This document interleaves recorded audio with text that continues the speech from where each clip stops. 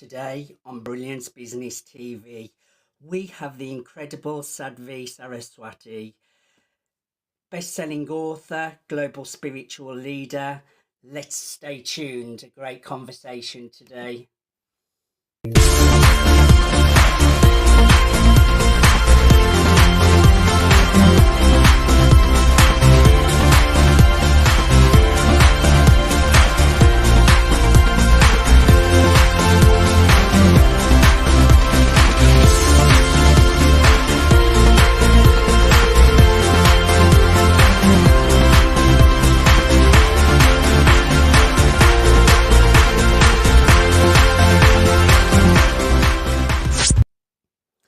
Welcome to Brilliance Business TV, conversations with leading experts in business. I'm your host, Mark Stephen Pooler.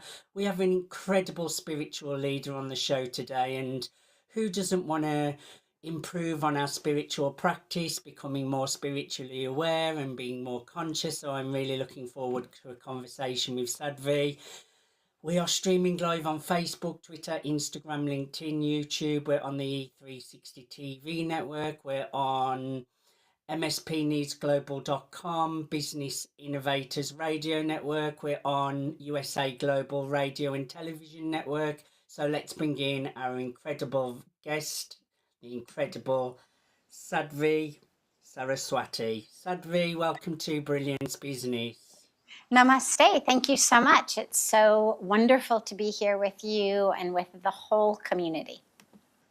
I'm really looking forward to a conversation with you today, Sadhvi. So in a nutshell, just share a little bit about who you are and what you do, Sadhvi. Sure. Well, as you can probably tell from the way I look and my accent, I am not Indian by birth. I come from the United States. I grew up in Los Angeles, in Hollywood, quite literally, hence the Hollywood to the Himalayas title of my memoir.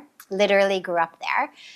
In a world in which we had everything that we were told you need to be happy, the prosperity, the opportunity, the education.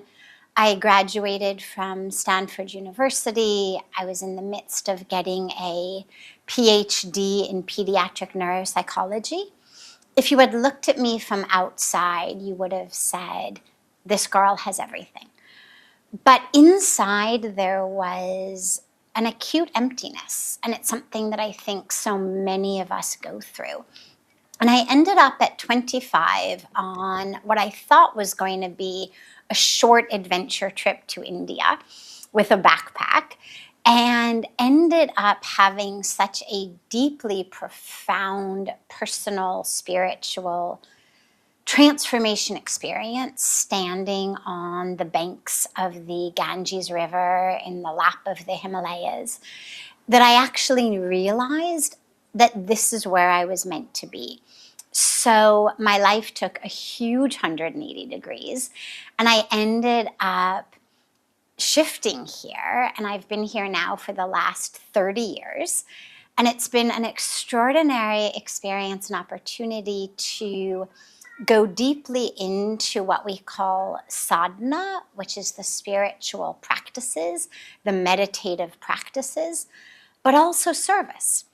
Because the spiritual community that I'm part of is really founded on the idea that service of others, service of the planet, is the highest expression of love for the divine. And it's the highest manifestation of an awakened spiritual path. So a life of sadhana, the internal practice, and the external expression of that practice in service. And whether the expression is in teachings or books, or it's in the construction of schools or medical clinics or women's empowerment programs or tree plantation programs or river cleanup programs or whatever it may be, life becomes this expression of spirituality in action, faith in action. That's a beautiful journey you've been on, Sadhvi, and what an adventure for you, an incredible journey. And I just think it's amazing that you had the courage to follow your dreams and do what you want to do, and that's very, very courageous of you. Now, what qualities define a truly conscious and impactful leader today, Sadhvi? It's a great question, and it's such a pertinent question because we are most definitely suffering from a lack of really good leadership in the world, whether it's politically, whether it's spiritually, kind of whatever way we look. We are in dire and desperate need of more leadership. I would say what we need is number one, leaders who themselves are deeply rooted and anchored and connected. And it doesn't matter what their religion may be, it doesn't matter what their tradition may be, but it matters that they have a personal anchoring and grounding in something beyond their own bank account or their own power or their own prestige. And if you look at history and you look at the leaders who have made such profound differences that they ripple out not only across generations but across countries, you look at leaders, for example, like Gandhi or like Nelson Mandela or like Martin Luther King. And every one of them was a leader, although from different parts of the world, different religions, different traditions. But every one of them was deeply connected within themselves to something that was deeper, bigger, higher, more united than just me versus you or my house, my cars, my power, my prosperity. From that connection comes actually the courage that you were talking about. Because in order to really be courageous, we have to have a connection. If I don't feel that there is a foundation that is nourishing and nurturing and holding and sustaining me, it's very difficult to have courage because then I'm afraid, oh my God, what'll happen if I fail, if I fall, if I make a fool of myself? What will people think? But when I'm anchored into either a source of just truth, I have to do this because this is truth, or a source of what we could call God's love, what we could call unity, what we could call oneness, what we could call compassion, values, virtues, whatever that fertile soil may be. If I'm not anchored in it, I can't have courage. Like a tree can't grow tall and strong if it doesn't have strong roots in the ground. So from the connection arises courage. And we need leaders with courage because to walk in new directions, to chart new paths, it takes courage. People absolutely will make fun of you. They will try to tear you down. They will compete with you. They may even assassinate you. But the connection to something bigger, higher, deeper is that which keeps us going. And from that courage arises creativity. And you cannot be a good leader on any level without creativity because otherwise we're just repeating what others have said. We're just doing what others have done. We become just like cookie cutter images of each other. And today, we need creative direction. You know, Mahatma Gandhi said really beautifully, he said, what's the point of that fast speed that has no direction? And we've got so much speed today in science and technology, in, you know, AI, in engineering, in finance, in so much. But we don't have a lot of direction. And so we're starting up all over the place. There's so many startups of so many kinds. But so few people actually know where we are going. And in order to have direction, you've got to have the connection. And from that connection arises that creativity of, oh, what might it be like if I actually acted like this, or chose that, or worked for this, or envisioned that, or manifested this? We've got to be able to visualize something better, where we're going, in order to be able to lead people. Leaders, by definition, have to have a clue of the direction we're going in. It's not enough to be charismatic. It's not enough to, catalyze people to stand up. The question then is, well, okay, where are we going? So connection, courage, creativity, and of course, compassion. Because Beautiful. I've gotta take everyone with me. If I'm gonna be a good leader, not just one who fills my own pockets or my own social media account with lots of followers and then I feel good about myself. That's not leadership. Leadership is taking people with you so that my health becomes their health, my success becomes their success, my prosperity becomes their prosperity. And so it requires compassion and awareness that we are not in this alone. We are intricately connected. COVID showed us that. You can't be healthy unless your community is healthy. Otherwise, you end up having to stay within the own four walls of your own house. You can't be safe unless the community is safe. Otherwise, again, you're trapped Beautiful. in your house. Beautifully said. I love that. And I think having that vision is really important as well. Just beautiful words, Sadhvi. Now, what inspired the transformation from a Western upbringing to a spiritual life in India? That intrigues me. So I wish I could take credit for it. It happened really through the power of sacred divine presence, which of course is everywhere and available to all of us. But in that moment, through an openness, through a willingness, through a sincerity, through a surrender, I was able to open to the presence of a life purpose that was so much deeper and more meaningful than anything that I had been working for or toward prior to that. I grew up in a world in which we are really taught to ask, what for me? What am I going to get out of it? And we all keep acquiring and achieving. But at the end of the day, we're not actually any happier. And so many of us need, a few shots of something to relax at the end of the day, or a pill to go to sleep at night. And the question becomes, what are we doing? And what I was gifted with was really a mindset shift from a Hollywood way of thinking to a Himalayan way of thinking. And so the Hollywood to the Himalayas was not just of the body. More importantly, it was of the mind.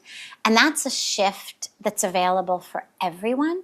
And it took me from this Western viewpoint, which actually tragically is now kind of pervasive all over, but a viewpoint that says you are your body. You are its size, you are its shape, you are its color, you are its role, you are its popularity, you are its prestige, its prosperity. Like, that's who you are, and you're its history. What's happened to you, where you've gone, what you've done, what's been done to you. And so we suffer. We suffer because we're not rich enough or successful enough or happy enough or popular enough. And we bring that suffering onto others in competition, in oppression, in suppression, in othering and polarization, in the anger and grudges that we hold, in expectation and attachment to how others need to live so I can be happy. And the Himalayan way of thinking says you have a body, but you're not the body. You are soul. You are spirit. You are consciousness. You are inseparable from source, cosmic intelligence, divinity, whatever word we use, it doesn't matter. But the body is simply the vehicle. It's not who you are. And I have found that that mindset shift is really the shift from suffering to peace.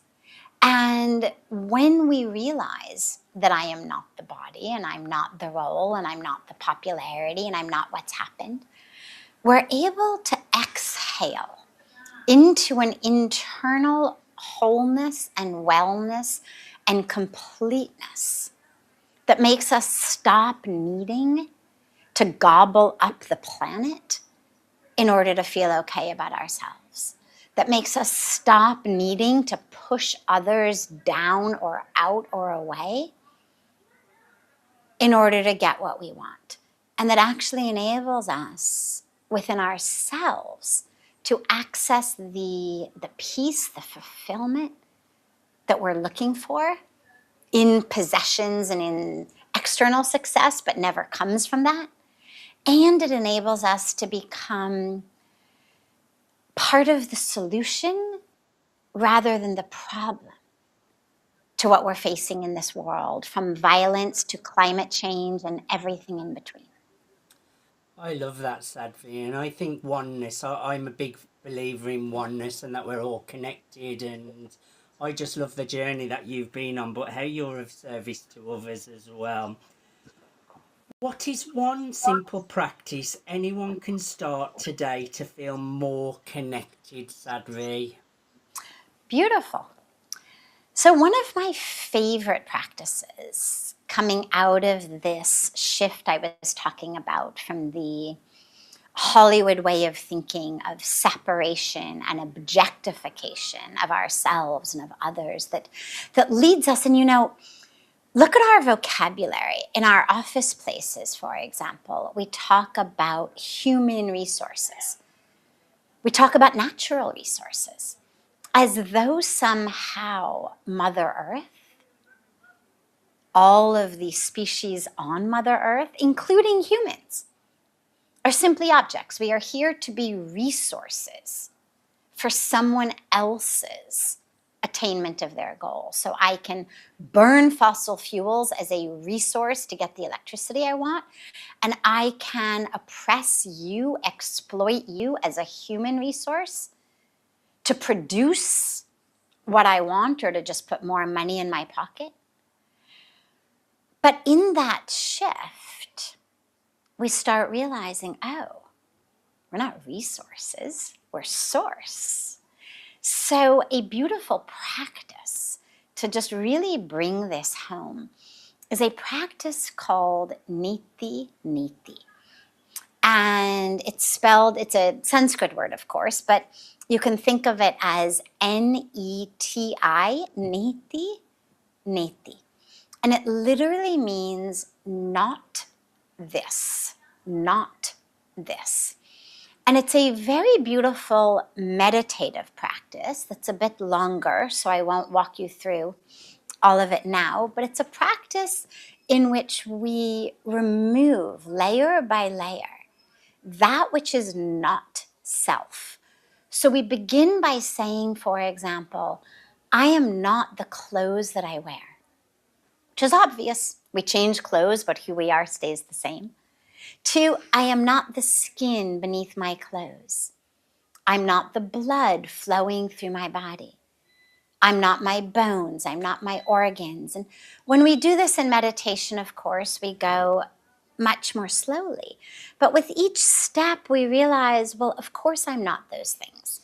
I get a blood transfusion or I donate blood. Who I am doesn't change. My skin cells slough off and regenerate every day, but who I am doesn't change. And we get down to the very deepest level of saying, I am not electricity. I am not chemistry.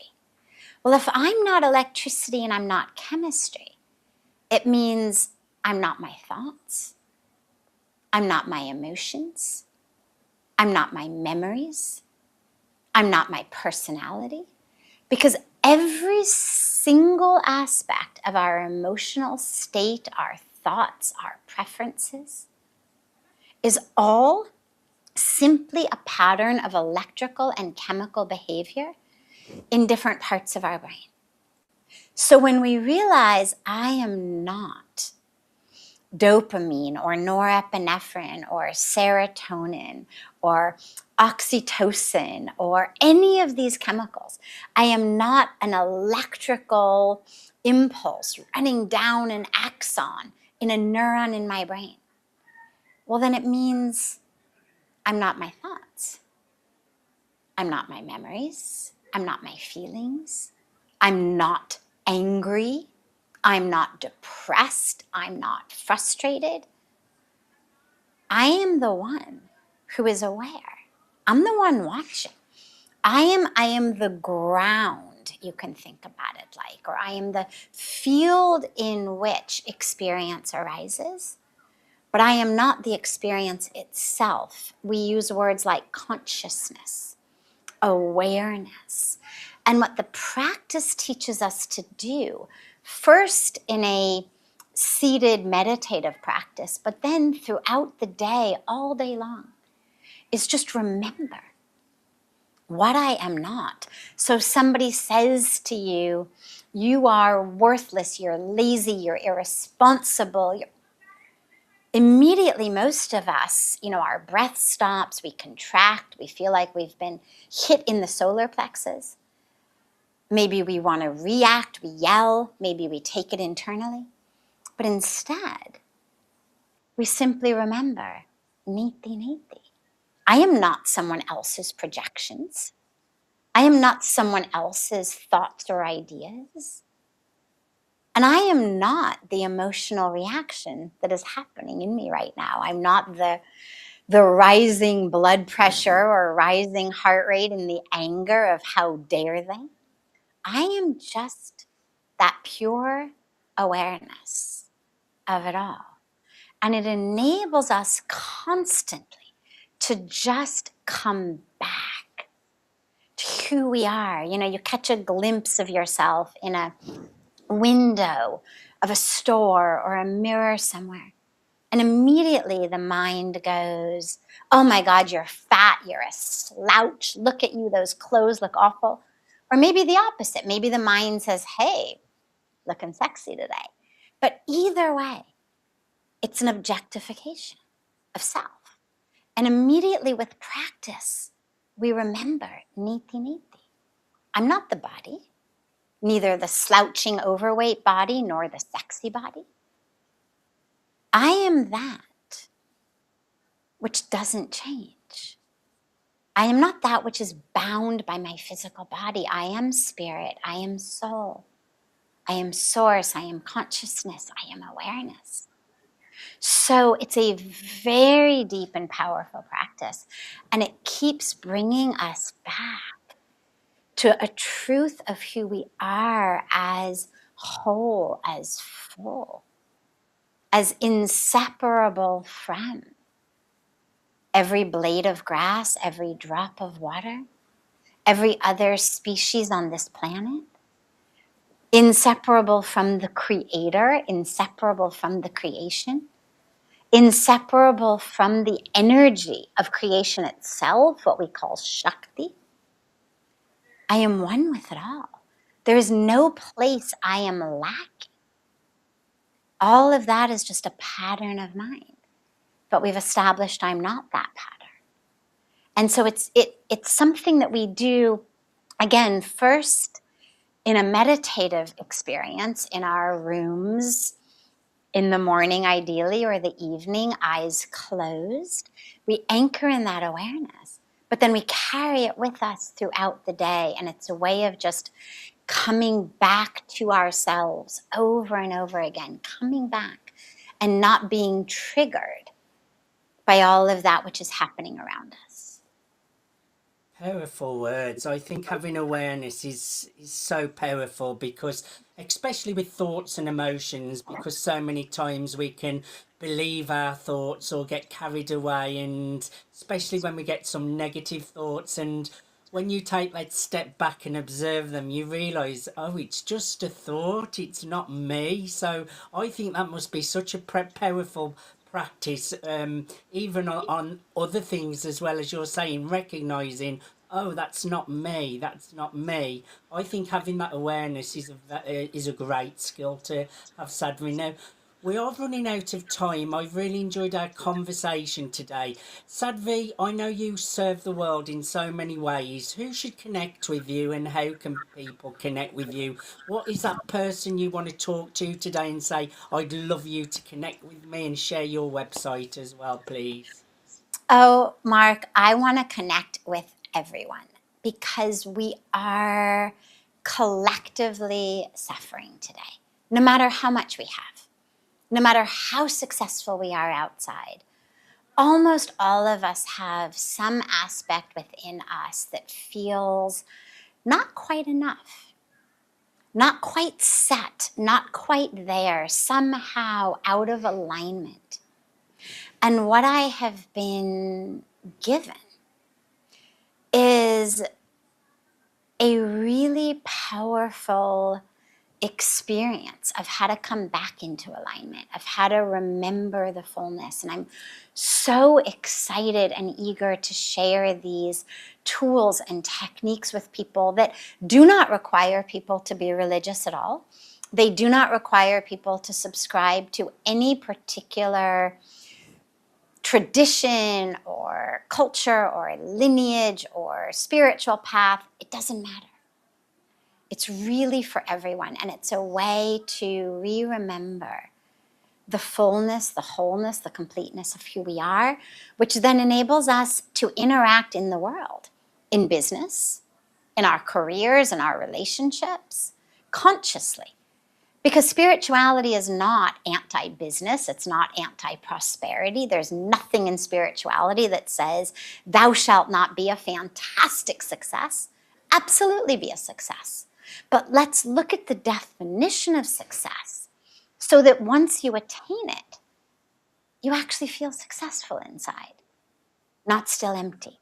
So I want to talk with everyone, and I would invite everyone to, by all means, you can get my books. Hollywood to the Himalayas is my memoir of healing and transformation, of the ways in which I suffered in the first 25 years of my life, despite having all of the prosperity and opportunity and privilege and all of that. But all of the suffering, and then the way in which, when I came to India, I found healing and transformation that applies to all of us.